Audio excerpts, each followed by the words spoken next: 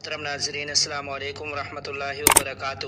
نہایت رنج و غم کے ساتھ آپ کو یہ اطلاع دی جا رہی ہے کہ مسجد قبلتین مدینہ منورہ کے امام اور سال 1439 ہجری میں رمضان المبارک کے دوران مسجد نبی صلی اللہ علیہ وسلم میں نماز تراویح کی امامت کرنے والے الشیخ قاری محمود خلیل صاحب آج اس دار فانی سے دار بقا کی طرف انتقال فرما گئے ہیں۔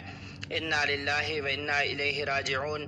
ان للہ ما اخذ وَلَهُ مَا أَعْطَى وَكُلُّ شَيْءٍ عِنْدَهُ بِأَجَلٍ مُّسَمًّى۔ شیخ صاحب رحمۃ اللہ علیہ کی نماز جنازہ آج 25 جون 2022 عیسوی بعد نماز مغرب مسجد نبی صلی اللہ علیہ وسلم میں ادا کی جائے گی اور تدفین جنت البقیع میں ہوگی۔